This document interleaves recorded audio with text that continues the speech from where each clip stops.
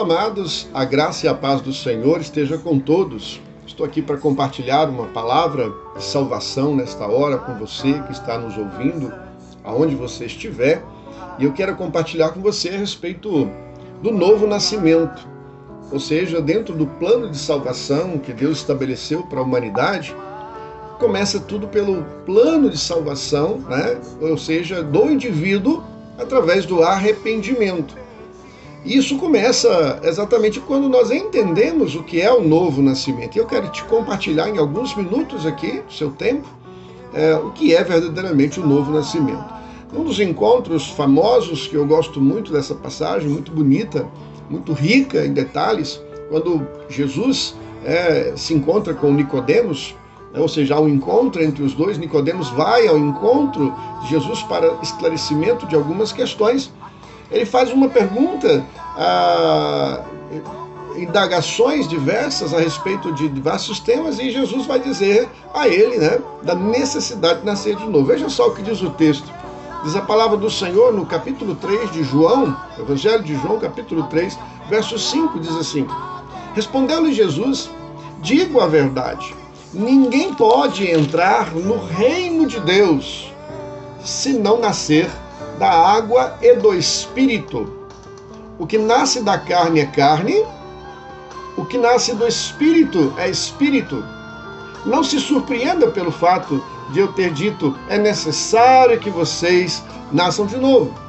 O que Jesus estava ensinando, e o diálogo demonstrado aqui no Evangelho de João vai evidenciar isso para nós, que Nicodemos estava pensando em um nascimento realmente biológico, de uma mulher entrar no trabalho de parto e deixar a sua criança então vir à vida através de um processo natural. Só que Jesus estava usando uma linguagem figurada para ilustrar, na verdade, o arrependimento e a morte para o mundo, que viria mais tarde ser bem classificado e bem exemplificado no batismo que nós fazemos por imersão, e Jesus também já tinha passado por isso. E ele diz claramente que o que nasce da carne é carne, e o que nasce do Espírito é Espírito, ou seja, que Nicodemos tinha nascido na carne, e era então homem, era criatura, era digno de ser tratado, bem cuidado, amado pelo Pai, mas que não poderia haver nada que fosse feito além disso da parte de Deus para salvar esta vida, senão pelo novo nascimento. É interessante que no João capítulo 3, verso 16, que é um texto clássico também da palavra, nos diz o seguinte, porque Deus tanto amou o mundo que deu o seu Filho unigênito para que todo aquele que nele crê, não para que as pessoas todas, mas todo que nele crê. A salvação é individual. Então diz o texto, para que todo aquele que nele crê não pereça, mas tenha vida eterna. Pois Deus enviou o seu Filho, olha, preste atenção nessa passagem, Deus não enviou o seu Filho para condenar o mundo, mas para que o mundo fosse salvo por meio dele.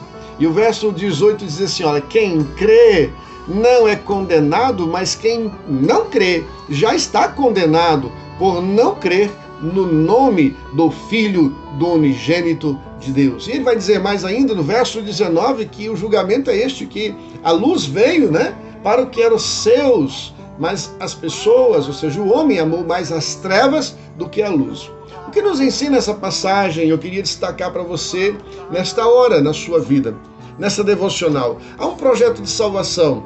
A Bíblia diz claramente que se alguém não nascer da água, e do Espírito, não pode entrar no reino de Deus. Há muitas pessoas que creem ser filhos de Deus, acreditam ser filhos de Deus. Aliás, alguns dizem isso, a todos são filhos de Deus. Bem, no sentido de criação, sim, no sentido de criação, todos somos criados por Deus. Obviamente, isso é lógico, ok? Mas é interessante que a Bíblia deixa claro que é só a partir de Cristo Jesus é que nós então temos a capacidade, o poder dado por Deus para exatamente se tornar um filho de Deus no que diz respeito à adoção. E aí são termos teológicos que não vale a pena a gente elencar aqui nesse momento, porque a reflexão é breve. O fato é que todas as pessoas e todos os cidadãos do mundo, em quaisquer etnias, qualquer nação, qualquer outro local do mundo que nasce é criatura de Deus. Ou seja, veio das entranhas de Deus, foi dado a vida pelo fôlego de Deus. Então é, nesse sentido, filho de Deus. Mas para fins de salvação, a terminologia filho de Deus está associando, ou seja, está sendo associada exatamente ao termo de salvação em Cristo Jesus. E é interessante que a Bíblia diz claramente, né, que olha, 1 João capítulo 1 diz assim, verso 14, aquele que a palavra tornou-se carne e viveu entre nós, vimos a sua glória, glória como do unigênito vindo do Pai, cheio de graça e de verdade. E ele diz ainda mais exatamente que eles buscavam ao Senhor aqui, mas não encontravam. E a partir então de Jesus Cristo, do verdadeiro evangelho, as pessoas então passaram a se tornar filhos de Deus. Diz o texto, a partir a saber daquele que crê no seu nome e que o confessa. É por isso que Jesus chama a atenção de Nicodemos e diz para ele assim, olha, você é necessário, não se estranhe, Nicodemos, de eu te dizer que é necessário você nascer de novo. Esse nascimento de novo é uma experiência com Deus. Onde você estiver agora, na sua casa, no seu trabalho, não dirigindo, mas em qualquer outra circunstância que você possa fechar os seus olhos, possa conversar com Deus, busque a Deus sinceramente, a resposta no seu coração e Ele vai te responder nessa hora. Você é nascido de novo ou você é apenas uma criatura que também um dia vai prestar conta diante de Deus? Se você é criatura de Deus, se saiba, não há um plano, B ou C alternativo para a salvação. Apenas o nome de Cristo Jesus. Apenas Jesus é o único cordeiro que tira o pecado do mundo. É o único que está apto para realmente nos substituir. E essa substituição, então, nos dando vida no lugar daquilo que merecíamos, que era a morte.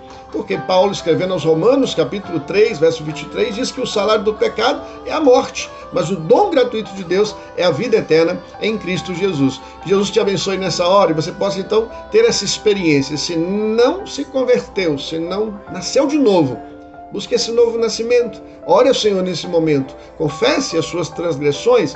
Confesse o seu desconhecimento e a necessidade que você tem de entender melhor esse tema. Busque ajuda e busque, sobretudo, o conforto do Espírito Santo e confesse a Ele, Jesus Cristo, como Senhor e Salvador na sua vida. E serás salvo. Que Deus te abençoe. Shalom Adonai.